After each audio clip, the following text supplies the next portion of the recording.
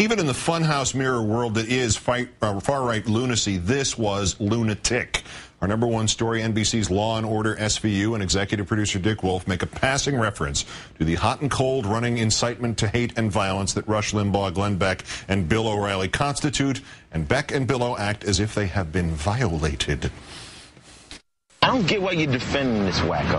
Faggot's a symptom, not the disease. That symptom killed 3 kids. Garrison, Limbaugh, Beck, O'Reilly, all of them, they are like a cancer spreading ignorance and hate. I mean, they've convinced folks that immigrants are the problem, not corporations that fail to pay a living wage or a broken health care system. Save the soapbox, Randy. The cameras aren't even running. Warm up the calliope of outraged impotence. Phineas T. Bluster O'Reilly is about to threaten to do nothing. That is simply defamatory and outrageous, and Dick Wolf is a coward for putting it out there. He's also a liar. Well, sue. Come on, tough guy. That's defamatory and outrageous? Sue. You sued Al Franken. You sued Andrea Macris. If that's defamatory and outrageous, now you have to sue. Because if you don't sue, you are saying, in effect, I, Bill O, agree I am a cancer, spreading ignorance and hate. Or are you afraid you can't prove that you don't spread ignorance and hate? Are you afraid there'd be a trial and then the subject of spreading ignorance and hate would come up and the defense would mention the assassination of Dr. George Tiller and then they would play this tape? For $5,000, Tiller, the baby killer as some call him, will perform a late-term abortion for just about any reason. This man, Dr. George Tiller, known as Tiller, the baby killer, is performing late-term abortions without defining the specific medical reasons why. Tiller has killed thousands of late-term fetuses without explanation. No question Dr. Tiller has blood on his hands. Tiller, the baby killer out in Kansas, acquitted today of murdering babies. There's got to be a special place in hell for this guy. This guy will kill your baby for $5,000, any reason. Any reason. So if that isn't Bill O'Reilly, cancer spreading ignorance and hate, and if you aren't a coward, sue. Patriotic Americans can debate illegal immigration respectfully. No one on the Factor has been allowed to demonize any innocent human being. Oh, true. How very true. Here's an example of that. He doesn't have a right to be here. He didn't commit a felony. He doesn't have a right to be in this country. What? But that has nothing to do with the fact that he was a drunk. He should have been deported. He should have been deported, and this mayor and the police chief didn't deport him. Illegal immigration debated respectfully. Also, that was done in 2007, not long after Billow insisted the real story about a fire in New York City was not the 8 children burned to death, but his guess that the parents were illegal immigrants. I mean, it's enough with these network pinheads who shove propaganda down our throats under the guise of entertainment. As he says, I means enough. Hey, we're in agreement here, actually.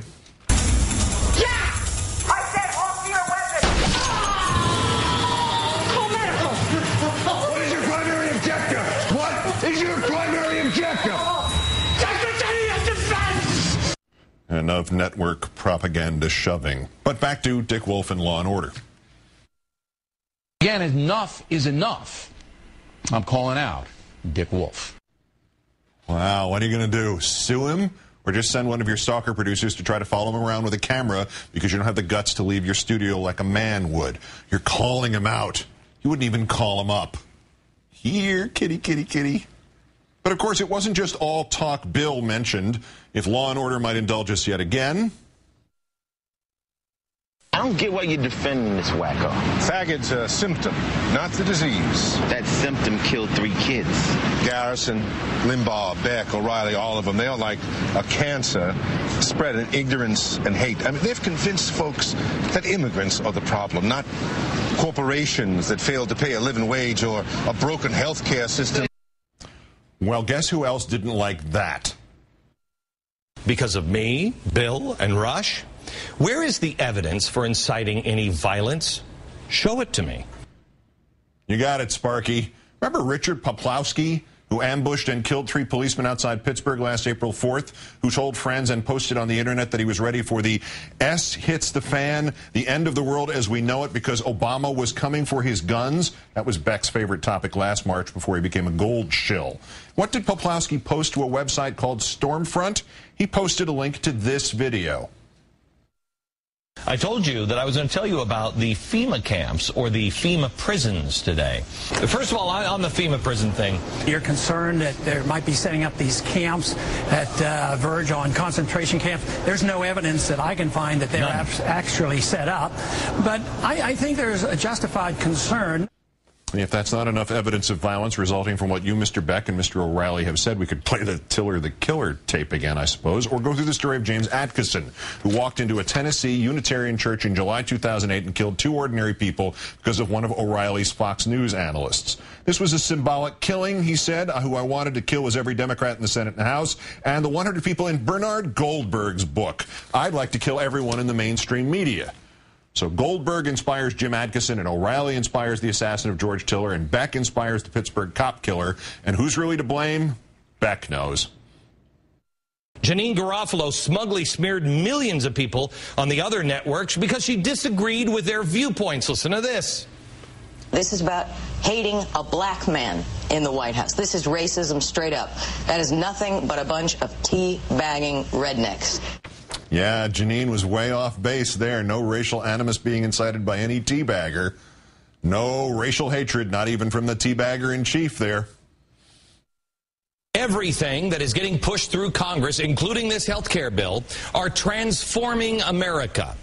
And they are all driven by President Obama's thinking on one idea: reparations. This guy has real issues with race, real issues. This president, I think, has exposed himself as a guy over and over and over again who has a deep-seated hatred for white people or the white culture. I don't know what it is. This guy is, I believe, a racist. Well, fortunately, the slandering of Glenn Beck and Bill O'Reilly and Bernard Goldberg is about to come to an end. Mercifully and finally, the liberal media is going to get theirs.